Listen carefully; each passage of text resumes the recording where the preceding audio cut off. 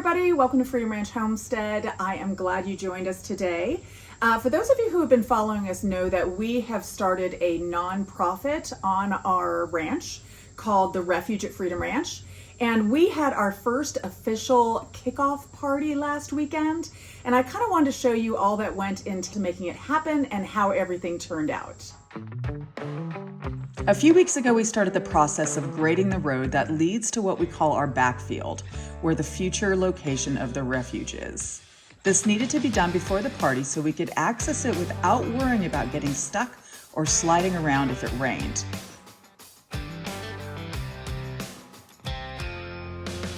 Once the road was graded, gravel was added, which made the road complete.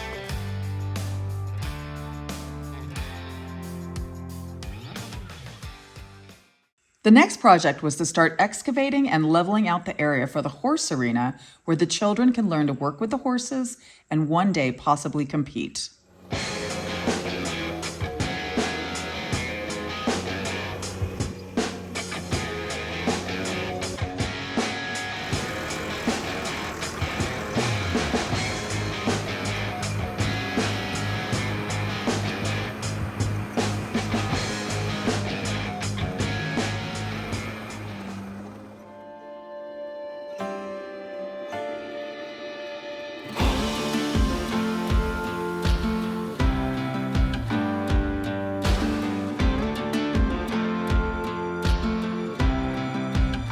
So we're building a 240 by 120 actual arena for events. On the end, we're going to have a 60-foot diameter round pen.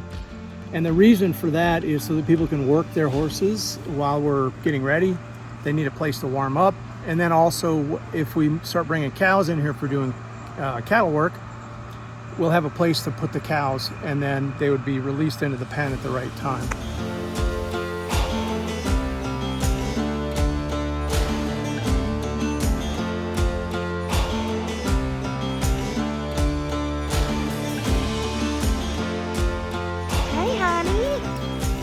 Hey, beautiful girl. Looks awesome. We still have to put sand on it, between 3 and 6 inches of river sand we have to put on top of it. And then we have to build a fence around it.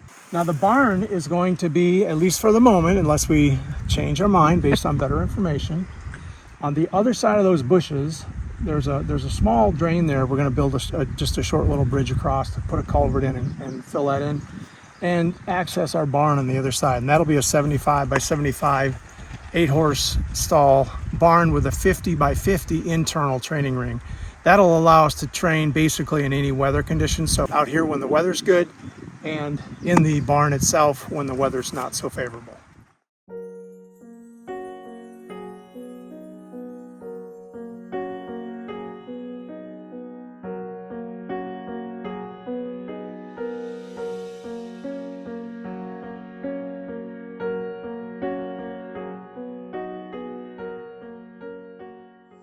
In preparation for the big event, we had a number of friends and family come into town to help us out.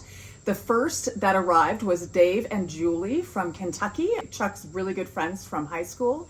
And they helped us out tremendously getting everything ready on the ranch and for the party. We also had our bonus child, Finley, come into town, who was a fun helper. And we are about to start our big weekend. Dave and Julie are in town and our ranger is broken. So the gentlemen are trying to fix it. Before Finley gets here. Yes, because Finley is on her way and she's going to be wanting to drive the sucker. And the puppies, needless to say, are very unhappy that it's not working right now. So our mechanics are at work. Working away. Working away. So essentially is that the drive shifter? Is that what that is that broke? Just the shifter. The shifter. Well, it puts it into drive, so it's kind of a drive shifter. And it puts it in reverse. And a reverse and park. Yep, it broke. The mechanics at the ranger place said it could not be fixed, but they are determined to make it fixed because we are not ready to get rid of this sucker. Okay, 10 minutes later, let's see if it works. Let's see it go. And we got, is it in park? That's the question. Yes, it's in park. Okay, I better step out of the way in case you have it backwards. Reverse. Yay! Happy day! The Finster has arrived and she is helping us make our centerpieces for the big party. Yeah, she likes making the mess, don't you, Finley? Okay, you started that mess. I did. Here's what it's gonna look like. So we've got about 15 that we're gonna make of these. And then over here, we have Julie, who is gluing on the accoutrements. There we go. Ooh, I like it. Very nice job. And Bree is gluing on the burlap around the glasses. Fabulous. We're working together, making this happen. Gonna make the party. Party. My sister Beth was the next to arrive, and she brought along a little surprise. The newest member of our family. This is Kimchi.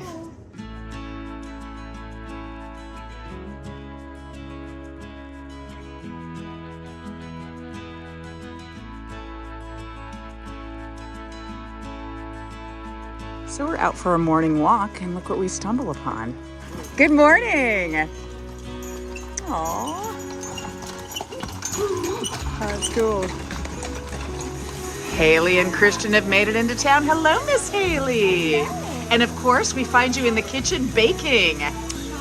Oh my goodness. And what are we making today? We are making a goat's milk cream cheesecake that is gluten-free. Ooh, that sounds delicious. Oh, yeah, baby.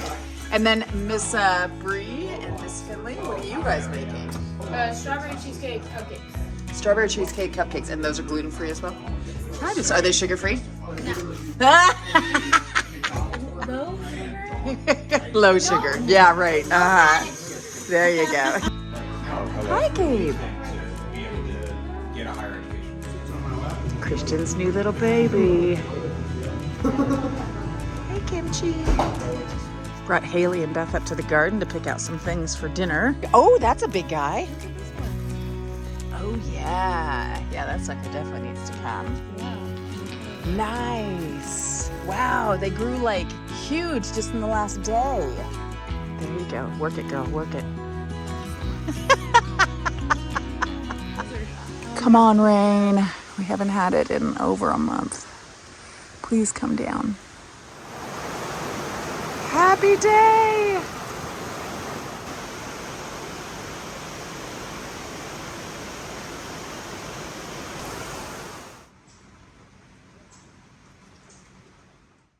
The tent has arrived.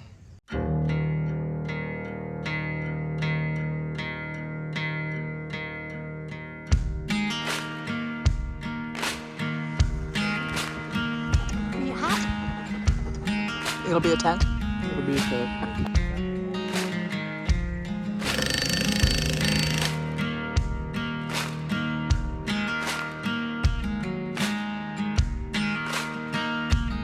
Christian and Gabe are building the rails around the trailer for the hayride.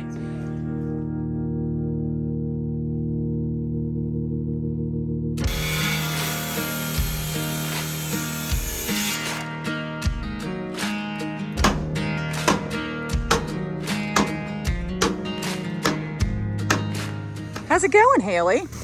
Pretty good. It's kind of warm. Yeah, it's a little hot, isn't it? Yeah, a little steamy. Better than where I live, so. Yeah, Like, definitely. Yeah. Yeah, could be 100 degrees. Okay. Hi, cutie patootie. So, how are they doing? Is this all part of the obstacle course? Yeah, so they got the hay bales set up. Wow. For Bree to do. The meandering? Yes. With the horse? Thank you for the Yeah. terminology.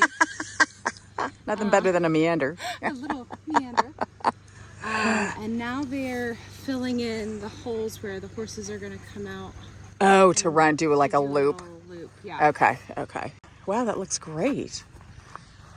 That's awesome. Right, Finley? Yeah, you're so cute. There's a little bridge that the horses have to be able to walk over.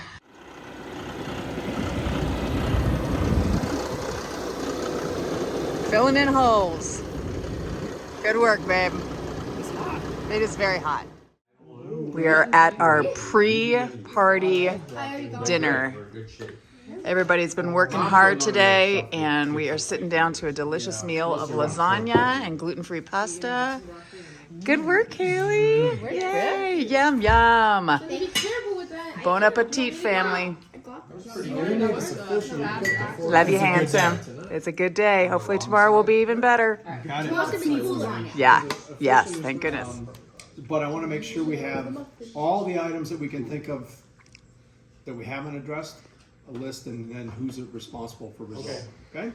So I have some to start with. Number one is the giveaways and sponsorships. Brooke was going to you made the flyer, the handout.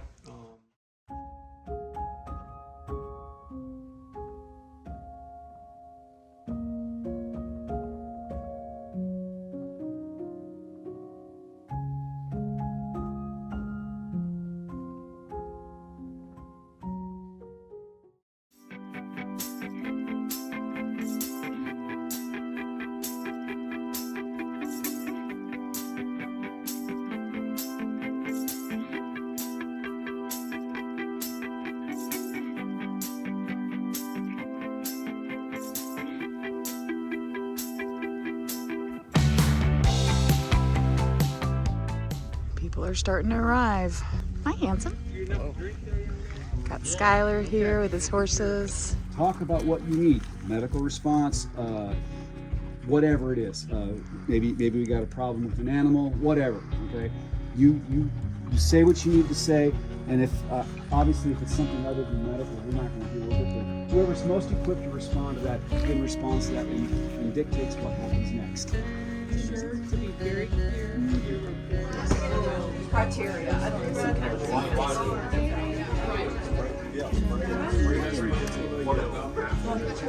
Boo! I want to introduce my wife. This is Brooke Anderson. I'm Chuck Anderson. And again, welcome to Freedom Ranch Homestead, the home of the Refuge at Freedom Ranch. And thanks for coming here today and helping us kick this off. This whole event is really about creating awareness for what we're trying to do in the community. We believe and we know there's a huge need for kids to have a positive experience in this community. Our specific mission is to help kids break the cycle of drug and alcohol addiction in their family, the generational cycles, get kids to focus on something that's more positive and help them break the cycle of addiction in their own lives. And our real focus is on the counties in surrounding Floyd and Carroll counties. So really trying to keep it as a local organization, and we'll see where it goes. You know, we're going to see where God helps us take this thing. Well, with that, I want to introduce our board.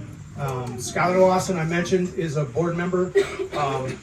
Robin Dillon is a board member, and we were going to have Robin share a few words with you about her personal story and her journey and why we're so grateful to have Robin as part of this as well.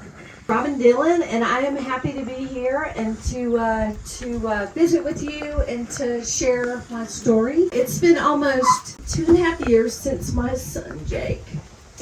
He passed away due to an accidental fentanyl overdose after struggling with an opioid addiction for 10 years, and he was 26 years old. The point that addiction is no respecter of persons. It does not discriminate. And our community needs all the preventative measures we can access to make sure that addiction and overdose death stop happening. See, right after graduation from high school in 2013, Jake shared with his dad and I that he had developed a dependency on prescription drugs. So while Jake's friends were headed off to college that fall, he headed off to rehab. But we were so naive about opioid addiction. We thought Jake would work his recovery and all would be well. But reality was that he came home, he relapsed, and then struggled with addiction for years. He wanted so desperately to quit, but then he would relapse multiple times. And Jake actually overdosed and ended up in ICU in November of 2021. He stopped using for a few days, and then he relapsed yet again. So I'm angry at the destructive nature of addiction. I watched it slowly tear our son away from living a full life. Addiction is a strange, cruel disease that left us missing our Jake even though he would be standing right in front of us. And eventually it took his life. On Saturday afternoon, January 29th, 2022, my husband, myself, and our 2 daughters found our son's lifeless body in the bedroom of his home. And his death was due to accidental fentanyl overdose. His soul had likely left his body the night before. And due to the position of his body, the swelling and discoloration left him nearly unrecognizable. I administered Narcan and gave him chest compressions, even though it was apparent that he was long gone. Look, he wanted to be present in his life, not consumed with chasing a drug.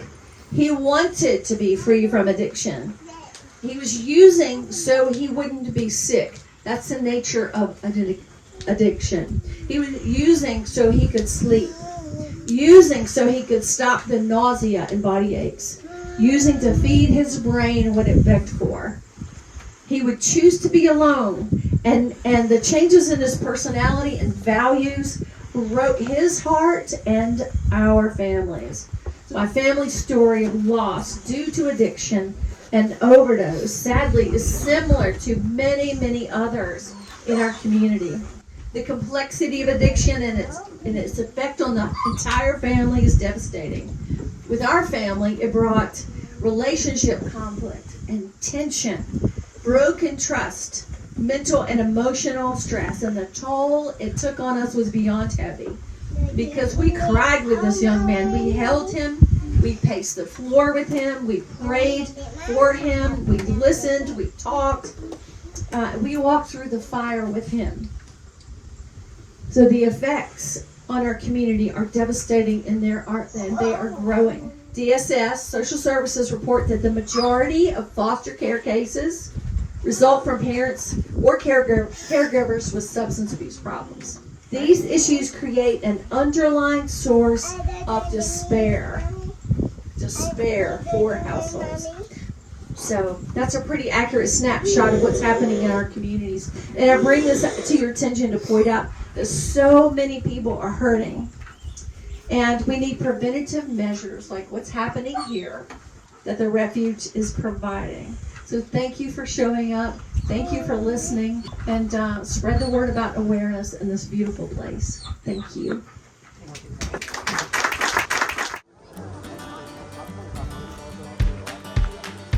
I was quietly protective of my heart to reassure that I couldn't break to pieces and be left alone once more. If you hadn't been so patient, you'd be easy to ignore. You put up with all my till you didn't anymore. And now I stand. I'm pretty good at getting a foot flat, like with my rasp. I can get a foot pretty flat. I can get a shoe pretty flat. But no matter how good I am, I'm not going to make them perfect. I can't make that foot look exactly like that shoe. You know, you can be real close, but if I burn that shoe on, it's going to create a perfect union between that shoe and that foot. Sear it all on, and everything will be together. It's going to keep mud from getting in there, in between the foot and the shoe. It also kills any bacteria in between the foot and the shoe. I've never had a horse foot where I can grab a shoe right off the rack and be like, oh, it's a perfect fit, slap it right on. I've never had it. You got to shape them some way or another. And I've got shoes here. Grab one. This is just a pre-made, bought from the store horseshoe. And it looks like a horse foot, right? And the thing about a horse's foot is they're going to have, just like us, a right foot and a left foot. And it's different. This is a complete perfect circle. That's not a right foot or it's not a left foot. It's a generic horseshoe shape. Get it hot and shape it. It's also, I've got, there's a difference between sizes with front shoes and hind shoes. The shoe is wider than her hook block. So the shoe width was probably about this. Easy and guide so all for me this to black see. sole that was there, it was sole pressure. And Okay. it can be very painful if we leave it. So we just take that away. So she's just walking on her hook block. Okay. and not hurtful on her sport. So that's why you trimmed it after you burned it on. Okay. And they don't feel that at all. No, it's just like trimming your fingernails. Okay. But if you take it too short, it's gonna be a little sore. Yeah, So, yeah. that's why you gotta know what you're doing. Cool. My front shaped shoe. The hind foot has a much tighter toe. So if I were to make this to fit a hind foot,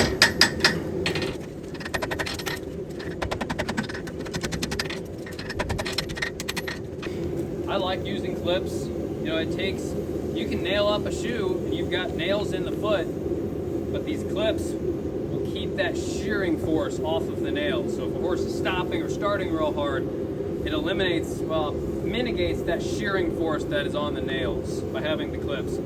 It also is a lot easier for me to nail the shoe on because it's not sliding around or going anywhere. So I like using clips. 12.5 inches of steel. Make a center punch.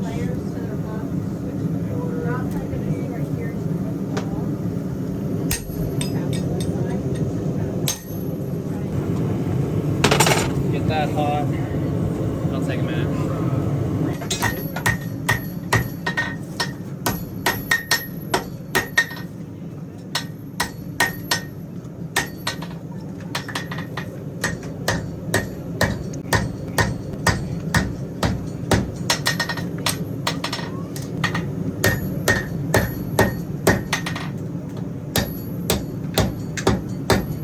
Ugly start to a shoe.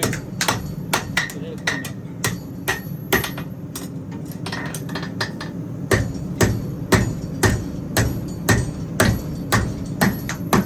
Dang. Hey, it's a workout, Jacob. Holy moly. It's a workout. Those are the nail holes? Those are the nail holes. Sweet. Horses that spend like half their lives in stalls, like at like boarding facilities and stuff, if they're not getting horsed very hard, you can get 2 or 3 resets pretty easily out of those kind of horses. You would dally the rope off here that would attach the calf solid to the horn. And this, so it's going to come across, make a pocket, and pull it back there. It's very simple.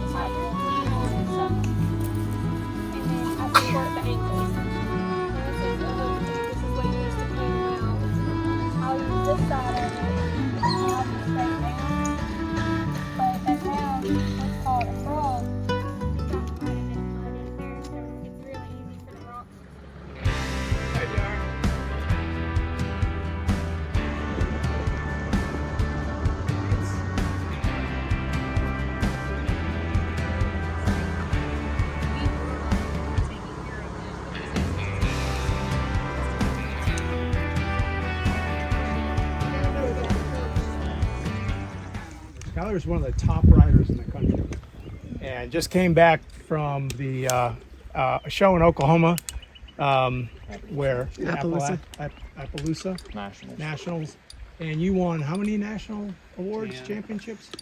10. 10. So you're literally looking at one of the best riders in the country.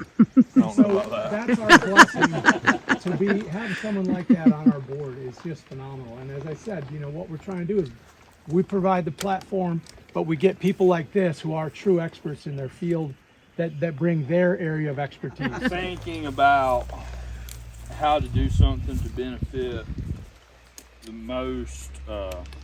broadest span of kids possible, and what we decided on was not every kid is going to want to learn to do the cow work and the pattern work and the stuff that we do in the arena. Not every kid is going to want to go trail riding, but they're fortunate enough to have both. So to tie both in together, like he was saying, we're going to have a couple different size pins here. One of the reasons being to start out different levels of riders with whoever's down here helping them when they're here. A lot of the things that I do are pretty specific to the showing that I do in the reined cow horse, but everything that I do is very specific to just good, safe horsemanship, creating a good horse, creating a confident rider. what to do, how fast to do it, and where in the arena to do it. And you were judged accordingly to how pleasantly you can execute that. So Bree is going to low fall. Oops. Twister's got a little kick to her. On the right lead. So she's going to make a large circle to the right. And this is something exactly like this would be in our pattern.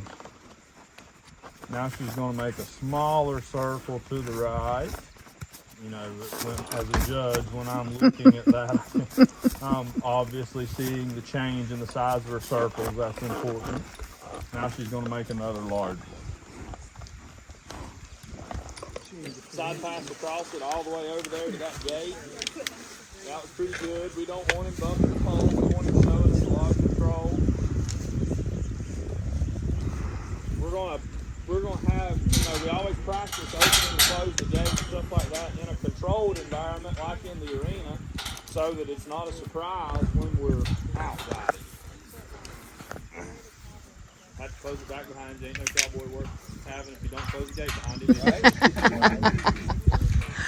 He's going to make a turn, and he's going to go very deliberately to and across that bridge. And this is one of those things that we would certainly require a kid to be able to do, because even this horse, who is very experienced and just showed at a national level, is like, what is going on here?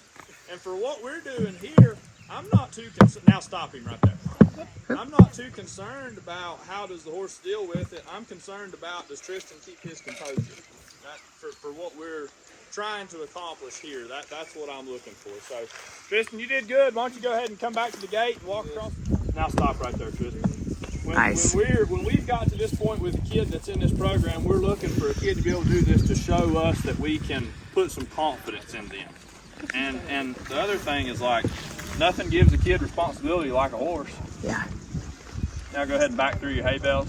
So this is he's just going to have to show me that if he were out and got in a tight spot and had to back his horse out of it, this is a mock situation where he is showing me that he can keep his composure and guide his horse through this situation. We did.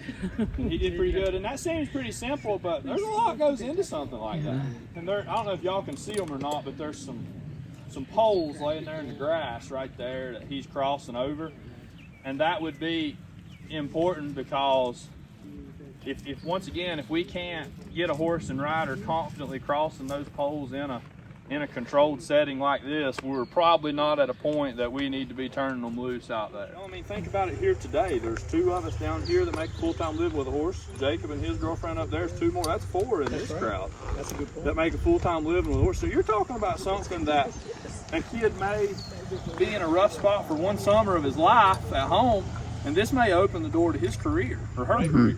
Yeah. Hey, we've got a catch pen down there. So we're going to open that gate down there, and they're basically going to herd the cattle into the catch pen. That will then allow us, we've got different chutes and things in here. Once they're penned up, then we can work them if we want to sort them out.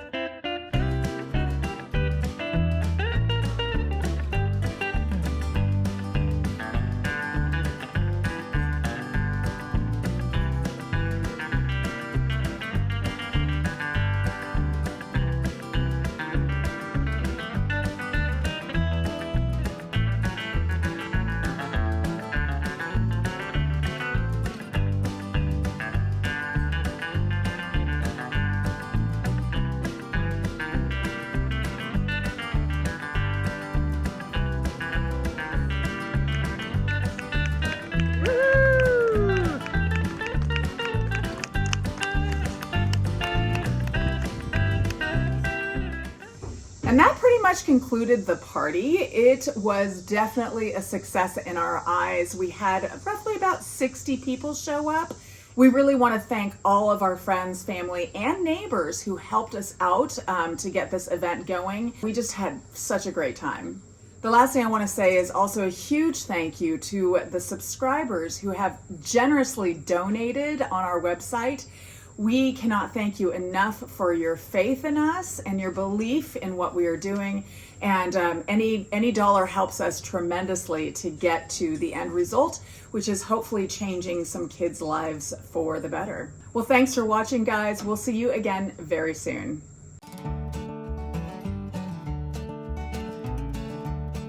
We've come down to the creek to cool off. You got a nice farmer tan there, Gabers. Now there's a farmer tan. Yeah, baby.